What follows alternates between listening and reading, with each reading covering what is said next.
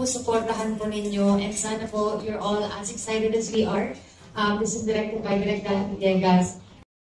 And gusto ko lang din po magpasalamat sa inyong lahat for being here and for spending your afternoon with us. Maraming salamat po sa lahat ng suporta. Magkita-kita po tayo sa sinihan ng December 25. Daghang salamat.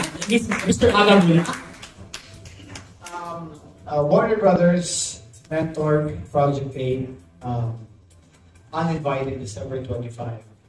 Panoorin niyo po, huwag niyo po palalipasin.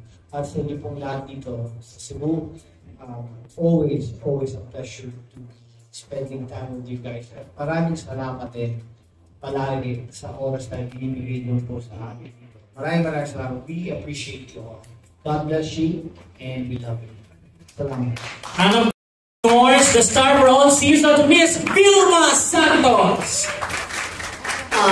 Muli, bagong lahat, gusto lang po namin magpasalamat sa bawat isa sa inyo sa oras na binigay nyo sa amin ngayong hapon. Daghang salamat. Sana hihiling din po kami na tulungan nyo po kami i-promote yung pelikulang ito kasi yung pelikulang Uninvited ay isang pelikula na amin pong ipinagmamalaki. We're offering you something different. If I may, ito po ay binigyan ng rating na R16. Why? Binibigyan po ng R13 pero gusto nila may tatanggalin konti sa pelikula. But I just want to share with you, hindi po pumayag ang aming direktor, hindi pumayag ang aming producers because isang eksena lang o isang scene ang tanggalin mo, hindi mabubuo ang istorya. Ganon kabuo at kaganda ang pelikulang ito. So we settled for R16 and I assure you na hindi po kayo magsisisi. And at the same time, we're very thankful and we're very proud that we are part of the golden anniversary of Metro Manila Film Festival.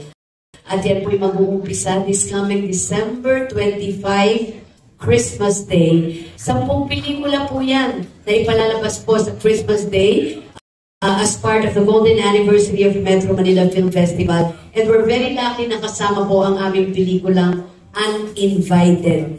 So sana po, masuportahan nyo rin ang Metro Manila Film Festival and at the same time, suportahan nyo rin po ang aming pelikulang Uninvited. Hindi po namin kayo bibiguin. And lastly, Cebuanos, mula po sa aming lahat, maraming salamat po sa napakainit na pagtanggap. Muli, daghang salamat, mahal po namin kayo lahat, Cebuanos.